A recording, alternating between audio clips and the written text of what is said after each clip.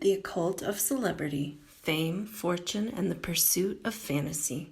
A detailed look at the psychological and societal effects of the entertainment industry. Welcome.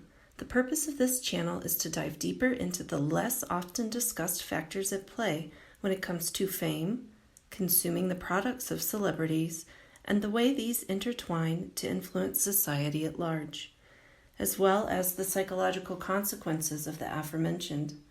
Each series will include an in-depth analysis of these topics related to infamous cases in Hollywood and beyond, both past and present. I will be referencing numbers along with information that correspond with the references at the end of the video. I will link what I can in the description below. These will not be popular facts or opinions, but they are a necessary discussion under healthy conditions. This podcast is for educational and civil discussion purposes only. I am not claiming to diagnose anyone, but offering commentary from a nursing perspective as well as a survivor of sexual and childhood trauma. Legally speaking, all subjects are innocent until proven guilty in a court of law. The court of public opinion is quite another thing. This analysis has been created in accordance with the Fair Use Act. If you have any questions or concerns about copyright and fair use, please visit the website provided on the screen. This channel explores topics that could be dangerous, triggering, or harmful to certain audiences. These include, but are not limited to, sexual, physical, and mental abuse of adults and minors, as well as religious and medical trauma. Please consider if investigating this topic is safe for you personally before continuing any further. Viewer discretion is advised. The first series will focus on Marilyn Manson, aka Brian Hugh Warner, aka the God of Fuck, aka the Vampire of the Hollywood Hills, aka the never-ending astral vampire, because sucking the life force out of the others on this plane isn't enough. Most people by now are quite familiar with the rock star known as Marilyn Manson and his supposedly theatrical antics. But who is Brian Hugh Warner, and what led him to create the artist we now know as Manson? Even a born villain has an origin story. In search of this answer, as a way to cope with yet another fallen idol, I decided to obtain a used copy of the co-written autobiography entitled The Long Hard Road Out of Hell. See reference number 1. The publication was authored by Marilyn Manson, notedly not Brian Warner, and Neil Strauss, who has written a number of biographies on other notorious celebrities. I had seen, heard, and read horrible things from numerous sources about this particular book and the events described inside, but I suspected there was more to the story than what was being discussed. While there has been some evidence to suggest that murderers possess different physiological characteristics of the brain, see reference number 26, there is also convincing evidence suggesting that we are products of our environment. Please see reference 24 for more. The age-old nature versus nurture debate introduced in most Psych 101 classes. As I read through the book, I was saddened to learn that I was correct in my suspicions. As an artist arguably better known for his appearance than his art, Marilyn Manson was not born, but in fact created. I don't intend to be harsh, but I find the consideration ironic, and I was alerted to a narcissistic trait in highly valuing outward appearances. See reference number 12 for more on this topic. A quick personal disclaimer. Before anyone says, oh, that's fiction, he didn't really do that, there is a note in the book saying that names were changed to protect the innocent. However, seeing how much of a control freak Marilyn Manson is between his music and his lovers, I find it hard to imagine him letting go of much control of the words contained in this book. My impression is that there is likely some embellishment, if not outright deception, in a few chapters. That being said, I also believe there is far more that is likely to be true than not in this autobiography, particularly the descriptions of childhood to approximately the time he achieved relative stardom. This series is in no way a defense of Brian Hugh Warner the adult, Marilyn Manson, or his actions. It does begin to explain a lot of his abusive and toxic behaviors. It raises the question, are monsters born or made? As well as an even more important one, how do we offset the effects of such traumas and perhaps bypass the creation of at least some of these human so-called monsters? Please consider reserving judgment until the end of the series and, of course, pursuing your own research from reputable sources. Having said that, let's continue. Episode 1, In the Beginning. This episode will focus mainly on the information contained in the autobiography that I consider to be important factors and context for the incessant pileup of abuse allegations against Brian Hugh Warner, aka Marilyn Manson. The book itself was published in 1999 by First Reagan Books, a division of HarperCollins. The first real sign of Brian Hugh Warner is the opening quote. It is written by Friedrich Nietzsche, and his work entitled On the Genealogy of Morals. Please see reference number 4 for more. I have provided the quote on the screen. Please pause now if you wish to read it for yourself. The gist of the opening quote is the concept of nihilism, which is essentially the belief that life is meaningless and pointless, combined with the idea that the Antichrist needs to come to, quote, victor over God, end quote. Dr. Warner and Mr. Manson both appear to be highly influenced by Nietzsche, as well as several other controversial philosophers and historical figures. This is evidenced by the start of each new chapter providing another quote he most certainly resonates with. A few pages later, we get to the introduction, which is simply another quote, this time from David Lynch, director of movies such as Twin Peaks and Lost Highway, released in 1997, in which Manson had a role alongside many famous actors. The most interesting to me, though, was his co-star, Jennifer Syme, who, according to some long-standing Hollywood rumors, tragically died in a car crash after leaving a party at Manson's home. Her mother sued him for allegedly encouraging her to become intoxicated and get behind the wheel. The suit was settled outside of court, and as you can imagine, Manson denies any responsibility. Although I highly recommend you see reference number 13 for more, including Manson's own response, and look for corroborating sources on your own. Lynch compared Manson to Elvis Presley. In the following chapters, it becomes apparent that this would be quite the compliment to Manson, both coming from Lynch himself and being compared to one of his self-proclaimed idols, Elvis. Their lives have paralleled in some surprising ways, but more on that in due time. I will be exploring these in future series about the king himself, assuming I'm not censored first, of course. The dedication of the book is to his parents, who are now deceased, in which he blames them for creating him. Here we see what appears to be a lack of accountability and, at a glance, our very first hint of narcissism. In the context of his alleged narcissistic behavior, it is something to keep in mind at the very least. However, it is important to note that there is also a valid point here. To some extent, we are all products of our upbringing. This does not negate the onus Warner should personally take in becoming Marilyn Manson or the terror he has reportedly rained on countless human beings, though it does highlight that Brian Hugh Warner is also a human being that was abused and neglected as a child. One study, entitled Narcissistic Traits in Young People, Understanding the Role of Parenting and Maltreatment, found that having lenient and overprotective parents correlates with a higher chance of narcissistic traits in children. Please see reference number 7 for more. Does this suggest that extreme leniency and overprotection is, in a way, a form of emotional neglect? If the child experiences emotional neglect from both parents, what are the consequences? I have many questions. We will see a large amount of evidence suggesting this in Manson's case in the next episode. Again, this is important to the bigger picture and working towards stopping such predators.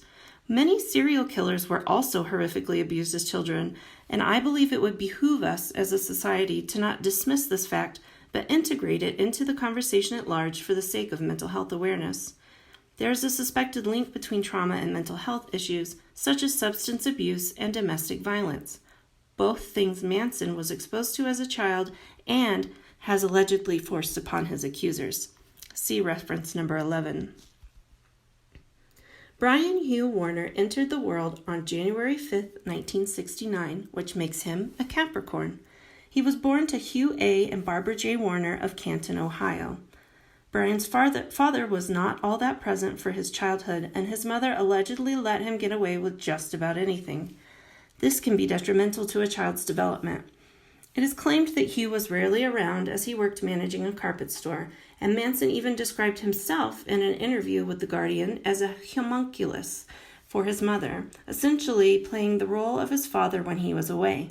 See reference number 3. This is a responsibility and role a child should not bear. He reports spending a lot of time at the home of his parental grandparents, where his father rarely visited and had a strained relationship with them. Hugh, Barbara, and Brian lived in a duplex apartment in Canton next door to his mother Barbara's parents. In addition to his cousin Chad, Manson describes having only one other true friend growing up, his pet Alaskan Malamute that happened to have mismatched eyes. I can't help but wonder if this characteristic helped to influence, if not inspire, Manson's signature mismatched eye colors via contact lenses. In the opening chapters, Manson describes multiple types of trauma which occurred at a very young age. As a child, Warner had a neighbor kid with whom he spent some time. Manson describes being in the child's home at the age of approximately 8 or 9 and being convinced to play games that led to nudity and the sexual assault of Brian by said neighbor kid. By my calculations, using the details in the book, the other child was approximately 11 or 12 at the time of the assault. Warner confided in his parents about the situation, who then contacted the other boy's parents. The neighbor's parents branded the young Warner a liar, but sent their son away to military school nonetheless. This will be an important detail to remember. As someone who was similarly molested at the age of 10 by someone close to me, I can tell you that this type of abuse is incredibly more confusing and damaging than it may seem, and can leave lifelong physical and emotional scars. The results of molestation as a young child, and at any age, can include post-traumatic stress disorder, anxiety, depression, obsessive-compulsive disorder, especially if not addressed by a good-intentioned and well-educated mental health professional in a timely manner.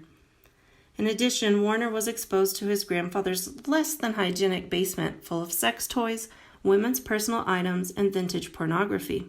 The description in the book very much paints a shoddy sex dungeon of sorts.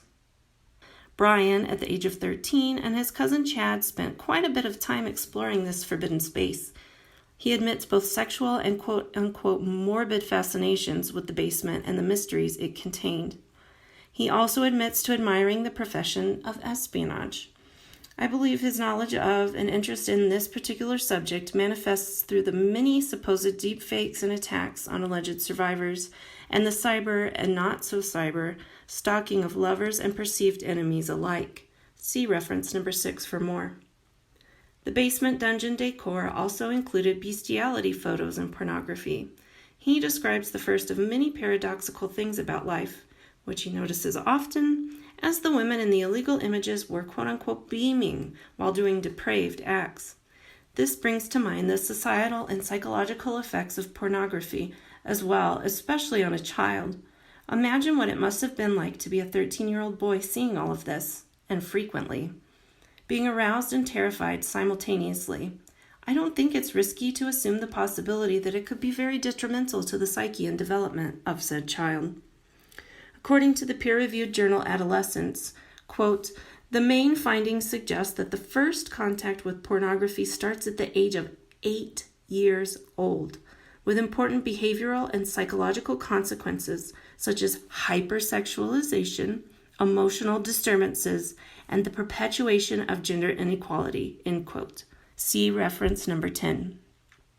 This weighs incredibly heavily in the ripple effect such experiences can cause, particularly if you consider the allegations that many of Manson's survivors were diagnosed with some of these same consequences as a result of their interactions with him.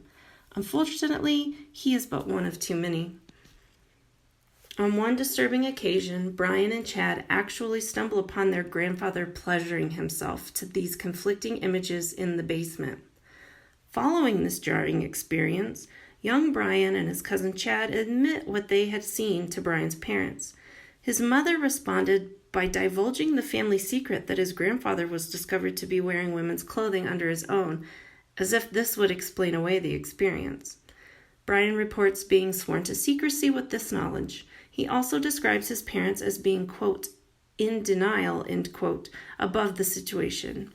This raises the question, does a reaction to reported abuse influence the survivor not to speak up about any possible future assaults of themselves or others? Does this response subconsciously normalize abuse or elicit shame? The devastating result was Chad not being allowed to spend time with Brian any longer, essentially punishing them both for reporting what had happened and doing the appropriate thing. Did this perhaps establish a belief that this type of abuse is acceptable, or at least not worth mentioning? It has been alleged that Manson has told some he has abused that no one would believe them if they spoke up. A sickening threat? Of course. But is there some validity to that in today's society? Are victims truly believed? Did he act nefariously with this in mind? Does he believe it is justified because it was done to him when he was vulnerable? These are questions I can't answer. Imagine being 13 and seeing your grandfather pleasure himself to such things. And not only that, but your grandfather has a tracheostomy. Let me preface this by saying there is absolutely nothing wrong with having a tracheostomy. It's not typically a choice. I mean, you have to breathe to live. That being said, having been a nurse, I can attest that doing tracheostomy care was one of the very few things that made me squeamish. I could handle a lot of things, including death, but something about respiratory fluids and the associated sounds just did me in. So, when I think of a 13-year-old Brian Warner witnessing his own grandfather pleasuring himself to confusing bestiality pornography, all while being able to hear the breathing and secretions through the trach, well, it paints a dark picture for a child's mental health when the parents are emotionally absent and or in denial. Brian endured direct medical trauma at the incredibly young age of 4, in which his mother took him to the doctor for a procedure to widen his urethra. A very old and painful procedure, urethral dilatation, is the manual stretching of the urethra performed without full visualization of the path with a metal device like the Van Buren dilator. See reference number 15 for more.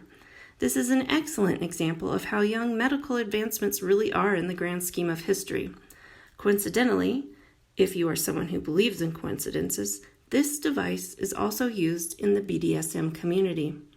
He also reports contracting pneumonia in elementary school that required 3 hospitalizations, and that in the 9th grade he was punched in the jaw by the boyfriend of a girl he quote-unquote couple skated with.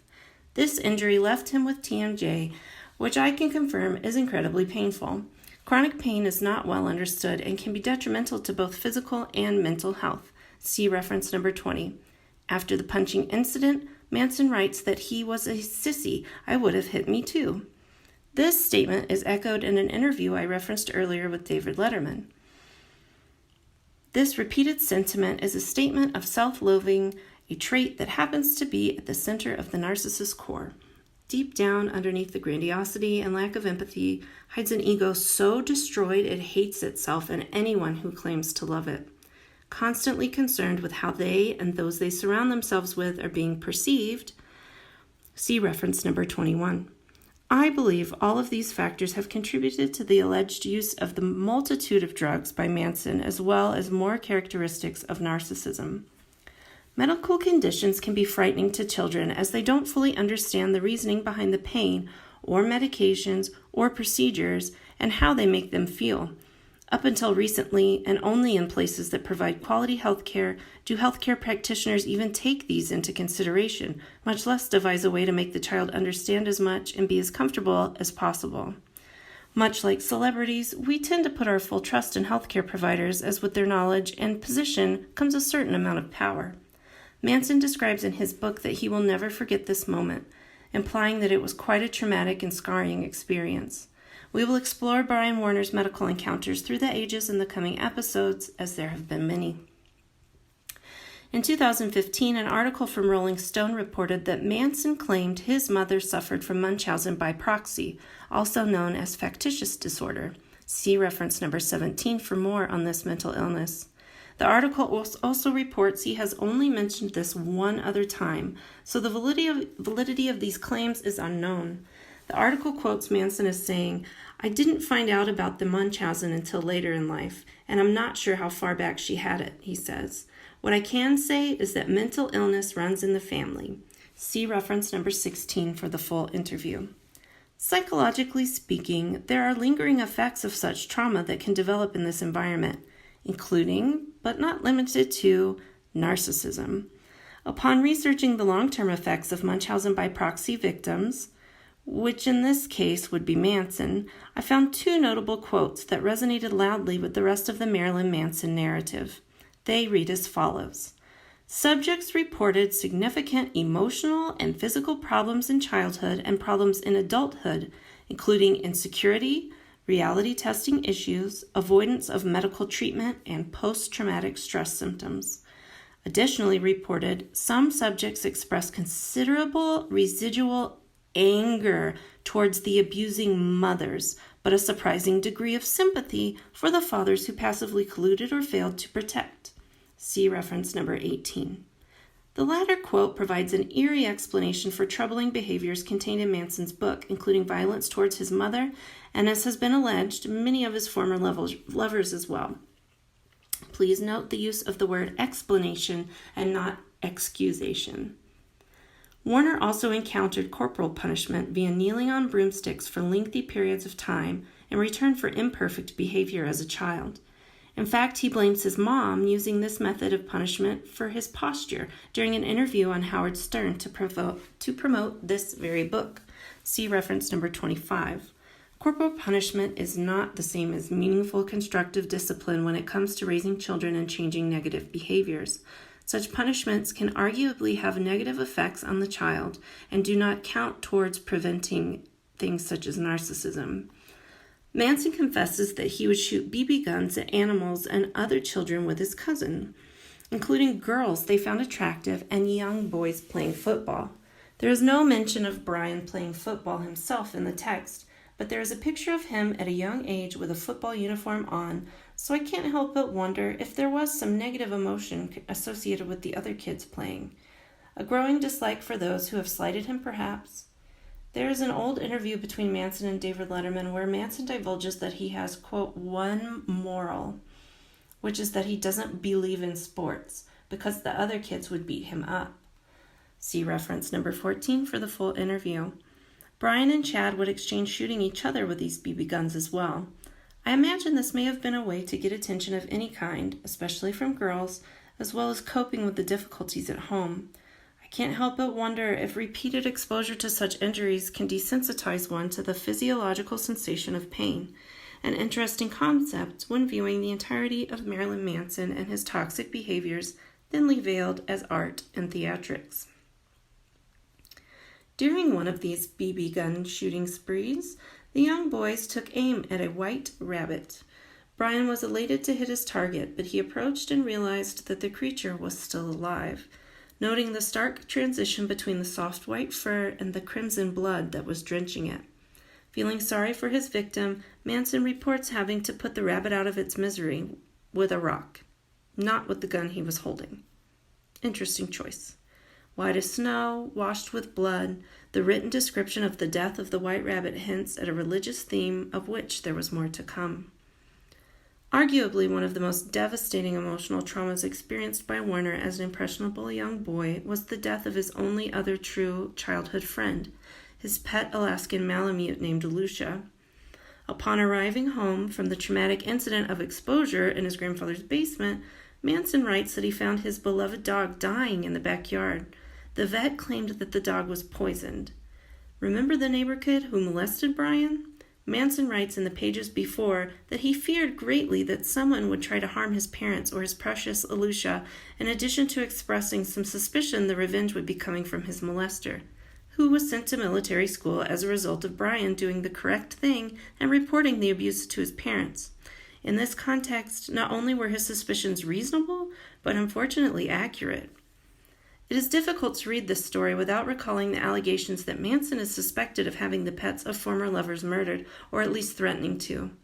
Knowing the intensity of pain this might cause someone from first-hand experience, if the allegations are true, this shines a light on the psyche of Brian Hugh Warner, illuminating more damning aspects of his personality, perhaps as someone punishing those who are closest to him in the ways he was punished, intentionally inflicting horrific physical and emotional pain, having experienced them himself.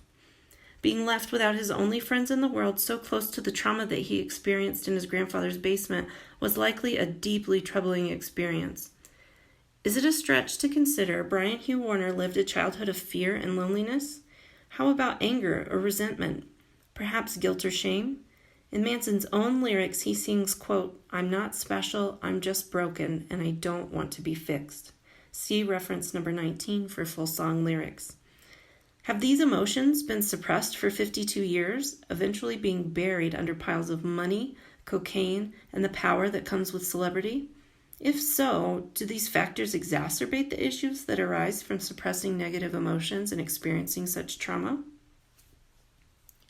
Brian Warner didn't just experience life-altering physical and mental traumas at home, but was also subjected to some pretty disturbing abuse at school as well. Brian was sent to Heritage Christian School in Canton, Ohio. At approximately the time Brian was in the 6th grade, Manson reported feeling brainwashed and extremely terrified from what he was being taught at school. The curriculum and assemblies contained quite a lot of fire and brimstone, arguably some of which was not entirely biblical, that left a lasting impression on Brian. He was truly afraid, as a kid, mind you, that the fall of man was coming and the life as he knew it would be ending. Everyone and everything he ever loved would be dying at any given moment, including himself. After reading the things teachers would reportedly tell the students, I do not think this is an exaggerated or unreasonable fear. In fact, Manson writes in the book that these lessons resulted in horrific nightmares about the apocalypse, and specifically the Antichrist.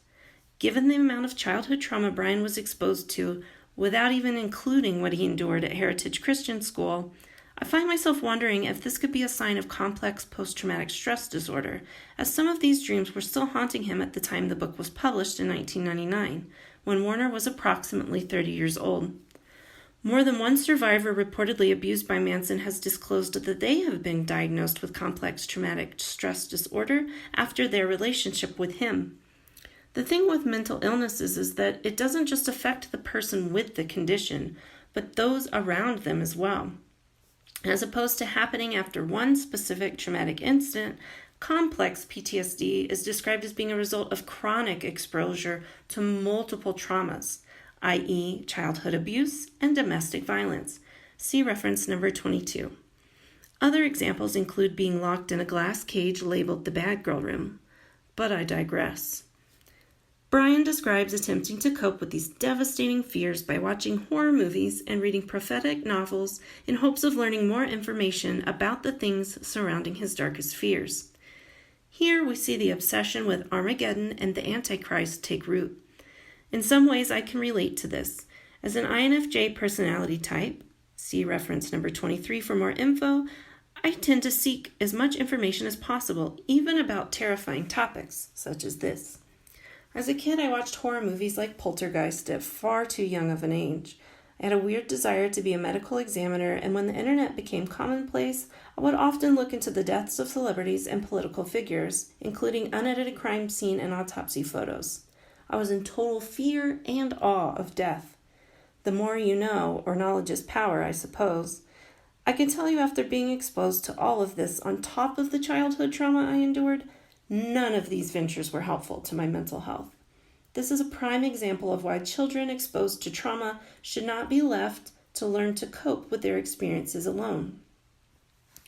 Alas, if those raising you are unequipped themselves, how can a young victim of trauma learn how to cope in a healthy manner?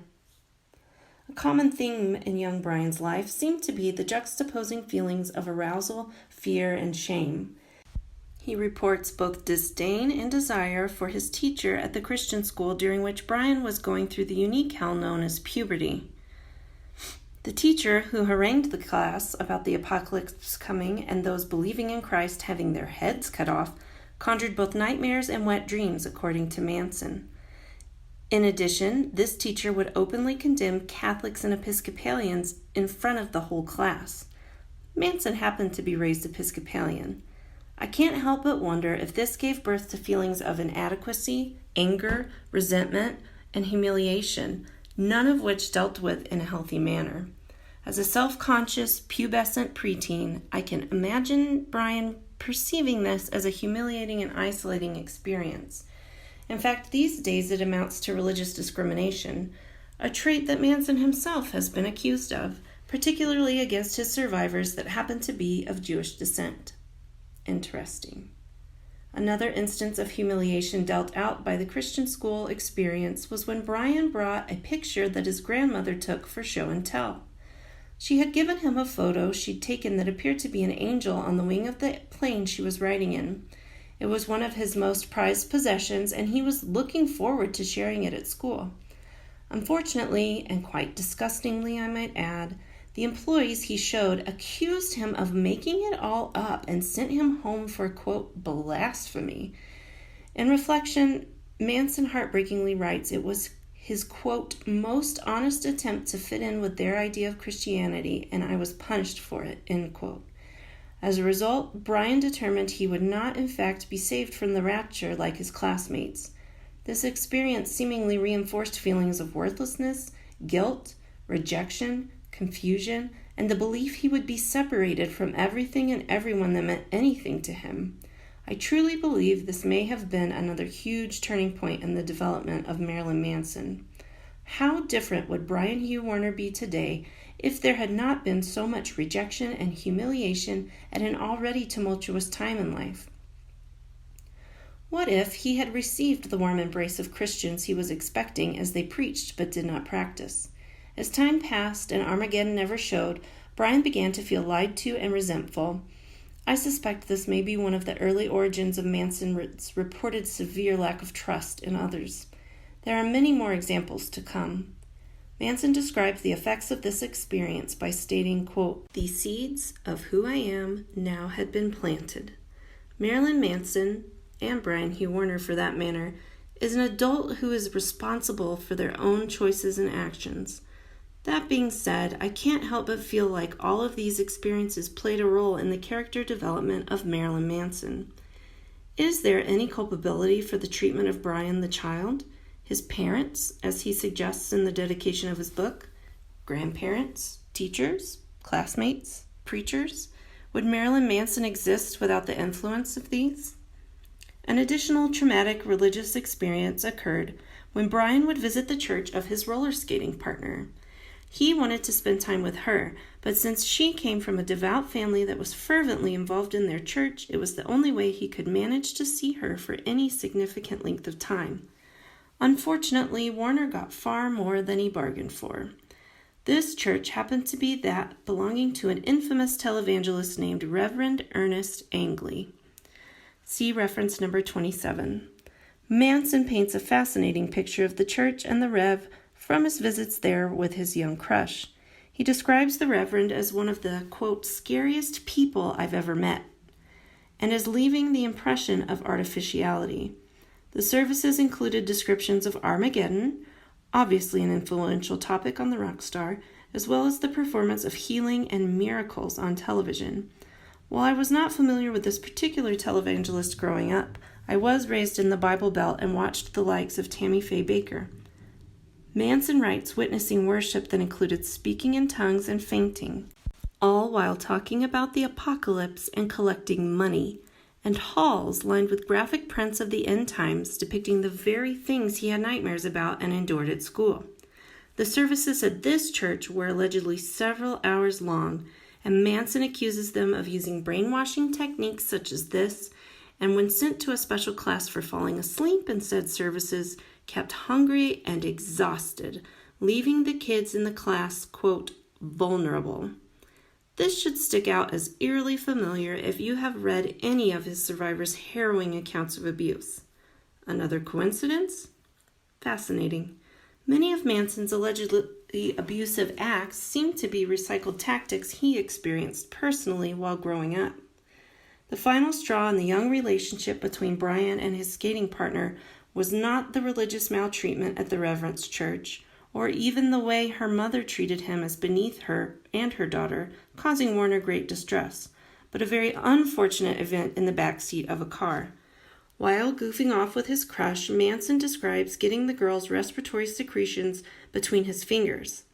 Now this, in and of itself, seems relatively harmless, albeit gross. However, Taken in the context of Brian's history with his grandfather and those respiratory fluids, well, it's not a wonder he never spoke to or saw the girl again. I can't ignore the thought that perhaps this experience reminded him of Jack Warner, his grandfather.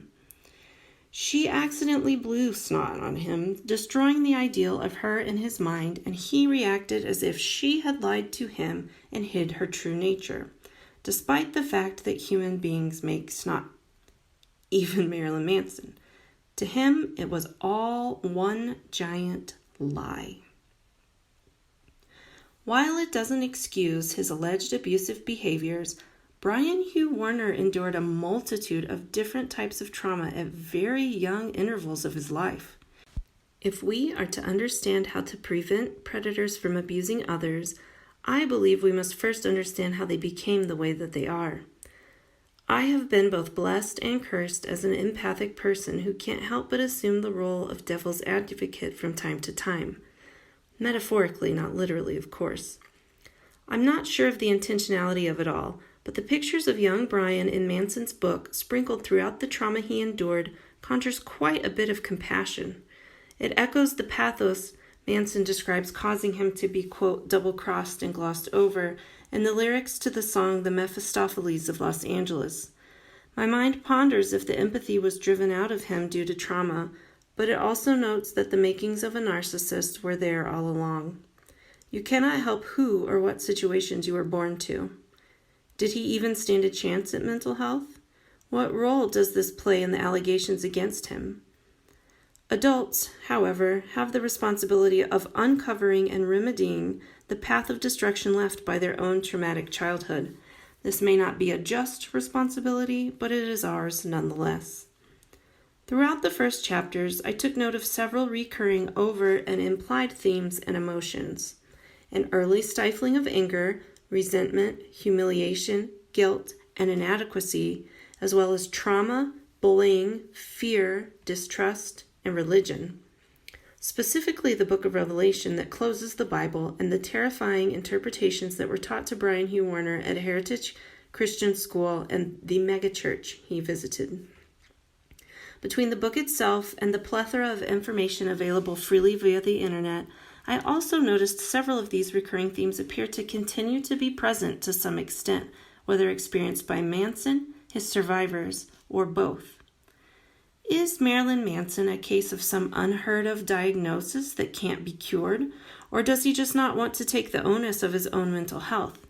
Both options are implied in the lyrics to a few songs on his latest album, We Are Chaos and Salve Coagula, the latter being an interesting title choice given the process of healing from childhood trauma involves essentially dissolving the incorrect perception of one's self and experiences and putting back together a new sense of self. If people like the Reverend are telling people like Brian Warner that the things they like are sin and will lead to death, and then that Reverend gets caught doing the exact thing he damned, is the conclusion that there is no God and I can do whatever I want an understandable one? Is it any surprise this person would take up an interest in the philosophical writings of the likes of Nietzsche? It is an oversimplified example of a nuanced topic, of course. Think of this question from the perspective of young Brian Warner, and now adult and accused Marilyn Manson. Marilyn Manson is not the first to abuse for decades without being held accountable, and much to my dismay, he certainly won't be the last. Is it so far-fetched to think that Marilyn Manson believes he can get away with anything because he has for so long, and so have the many people who have condemned him in his youth and arguably made him into the man he has become? What systems are in place socially and culturally that continue to permit these types of celebrities, and why are so many untouchable? One final note on this episode and channel. I am not claiming to diagnose, personally know, or accuse Brian Hugh Warner or Marilyn Manson. My goal is to open a civil dialogue and commentary from a unique perspective based on the research I have conducted and the resources I have found and provided. That goes for the case of Marilyn Manson and any other public figures that may be discussed on this channel. With the plethora of information readily available these days, I think it reasonable to ask ourselves things like, why do I like this artist so much? What are the artist's beliefs, morals, interests, and background? Does this artist have a history of exploiting others? And how does this align with my personal beliefs, morals, interests, and background? Before giving them any of our hard-earned money, support, or most importantly, space in our minds. Even if the artist tells you otherwise, what is the evidence? What does your intuition tell you about the situation? Even if the art created by the artist, which is their product, has greatly impacted your life in a positive way, does that negate horrible behavior? Are you willing to look the other way, to cling to the ideal created in your mind? I cannot answer these questions for you. For myself, I am a firm believer in where there's smoke, there's fire, and there are no coincidences. The latter, a sentiment Manson will express in later chapters of his book. If I possess any bias against Marilyn Manson, it is this, that I feel as though I have been duped. Not by him alone, but the concept of celebrity in general. I was stupid and blind enough to fall for the act for a while, blindly paying and admiring people I never even knew. I too found refuge from trauma and a sense of being understood in the music of Manson and others. I myself cannot look the other way, try as I might. The fact that this refuge comforted me in a time of need does not negate the seemingly innumerable accusations against this man, including using his position of power and celebrity against the very fans that make his lifestyle a possibility, taking their own money and using it against them, intentionally seeking to degrade and humiliate other humans and charging them for admission. Something Manson himself shares from a journal entry toward the end of the book tells me his thoughts on this topic. Quote, "Fuck blind consumerism. Stupid people deserve what they get. Fuck you, America. Fuck me. The world spreads its legs for another fucking star." End quote. Echoing a running theme of a lack of accountability and the belief that those he hurts deserve what they get. I will elaborate more on this topic later in the series. If you made it this far, thank you so much for your time. Stay tuned for episode 2 of this series, in which we explore the rebellion of Brian Hugh Warner and the birth of Marilyn Manson.